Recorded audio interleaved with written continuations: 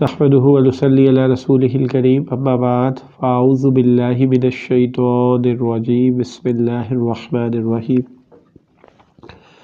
وإذ أخذنا ميثاقكم لا تسفكون دماءكم ولا تخرجون أنفسكم من دياركم ثم أقررتم وأنتم تشهدون صدق اللہ العظیم۔ اللہ پاک فرماتے ہیں اس آیت میں کہ وَإِذْ أَخَذْنَا مِيثَاقَكُمْ، کہ جب ہم نے تم سے عہد لیا۔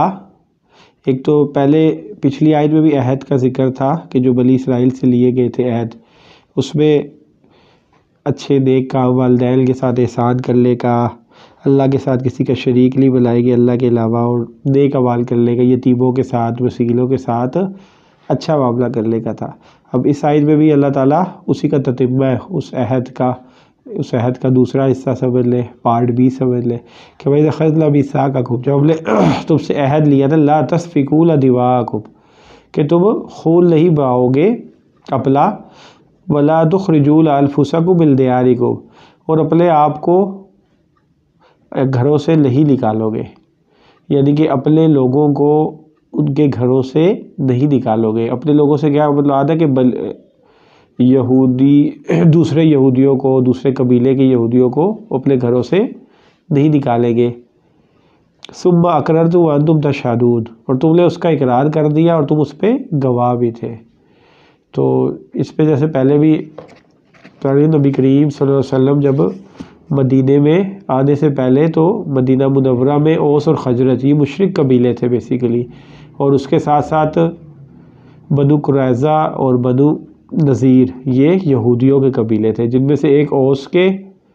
ساتھ حلیف تھا، یعنی کہ اس کا پارٹنر سمجھ لے، ساتھی تھا، اور ایک خزرج کا ساتھی تھا۔ تو جب ان میں سے اوس اور خزرج کی آپس کی لڑائیاں ہوتی تھی تو یہ اس کی مدد کرتے تھے، تو اس میں ایک دوسرے کو بھی مارتے تھے۔ تو اللہ پاک ان کو یاد کرا دے کہ تم سے تو ہم نے عہد لیا تھا کہ یہ دوسرے یہودی بھی تمہارے بھائی ہیں، اہل کتاب ہے، تو تم ان کو نہیں مارو گے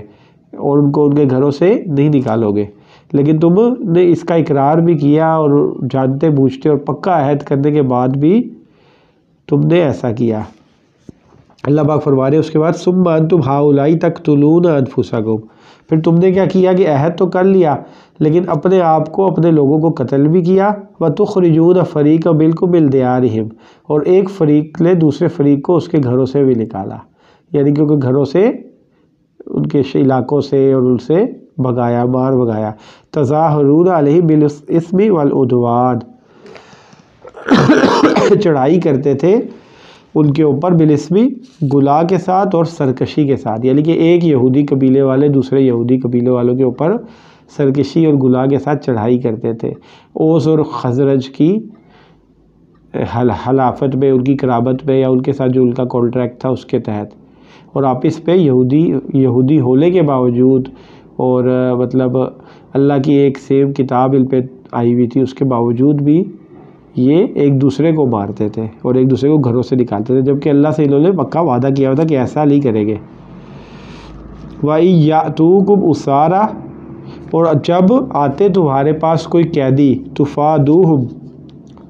تو تم ان کا فدیہ دیتے، وَهُوَ مُحَرَّمٌ عَلَيْكُمْ إِخْرَاجُهُمْ۔ تو اصل میں ان کے اوپر تین طرح کے احکامات اللہ پاک نے بتائے تھے کہ بھئی تم ان کو ایک دوسرے کو آپس میں قتل نہیں کرو گے اور ایک دوسرے کو اس کے گھروں سے نہیں نکالو گے،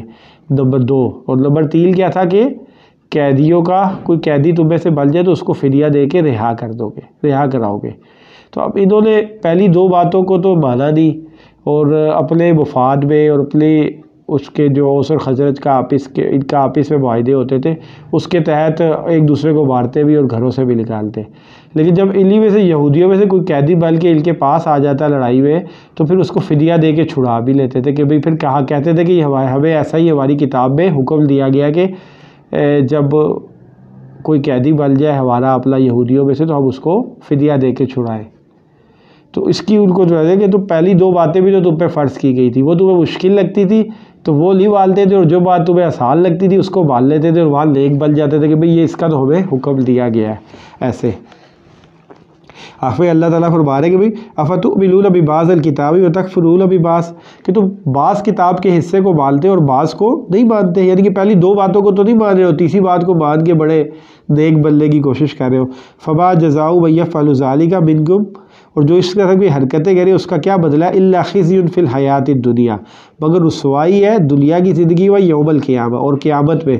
یردون الی شد العذاب، اور تمہیں لٹایا جائے گا سخت عذاب کی طرف۔ وَمَا اللَّهُ بِغَافِلٍ عَمَّا تَعْمَلُونَ، اللہ تعالیٰ غافل نہیں ہے جو کچھ تم عمل کرتے ہو۔ تو یہاں یہودیوں کی اس چیز کا بتایا گیا کہ جو حکم ان کو اچھے آسان لگتے تھے اس کو عمل کر لیتے تھے، اور جس کو نہیں سمجھ آتی تھی اس کو چھوڑ دیتے، کچھ حصے کو مانتے تھے کتاب کے اور کچھ کو نہیں مانتے تھے۔ جیسے آج ہم بھی یہی کرتے ہیں کہ قرآن پاک کے کچھ حصے کو مانتے ہیں اور اسلام کی بعض باتوں کو ہمیں اچھی لگتی ہیں اس کو فالو کر لیتے ہیں، لیکن اگر کوئی نماز پڑھتا ہے ایون اور ایسی چیزیں کرتا ہے جو ہمارے معاشرے اور ہماری سوسائٹی سے نہیں ٹکراتی تو اس کو تو ہم فالو کر لیتے ہیں، اس کی تعریف بھی کرتے ہیں کہ یار فلانا بڑا بندہ نیک ہے، نمازی ہے، پرہیزگار ہے، بڑے اچھے معاملات ہیں، یعنی کہ اچھی چیزوں کی تعریف جو، لیکن جب وہی بندہ کوئی ایسی چیز کرنے کی کوشش کرتا ہے کہ جو سوسائٹی سے ٹکراتی ہے، لیٹ سے شادی بیاہ کے معاملات میں مہندیوں سے بچتا ہے یا اس کے ان میں ایسی رسموں میں لی جاتا ہے، اوائڈ کرتا ہے، تو پھر ہم لوگ اس کو نہیں مانتے، ہم کہتے ہیں کہ نہیں بھائی یہ تو نہیں، یہ نہیں عمل ہو سکتا، یہ خیر ہے، یہ دین تو کچھ اتنی تو گنجائش ہے، شادی تو ایک ہی دفعہ ہونی ہے۔ تو اس قسم کی باتیں، اس قسم کی تعویلیں ہم لوگ کرتے ہیں، بہت ساری چیزوں میں کرتے ہیں، مطلب کہ ہر چیز میں ہم اپنے دوغلے رویے ہیں کہ جو آسان حکم ملتے ہیں وہ تو مان لیتے ہیں اور جو مشکل ہوتے ہیں ان کو انکار کر دیتے ہیں۔ وہ کہتے ہیں نا کہ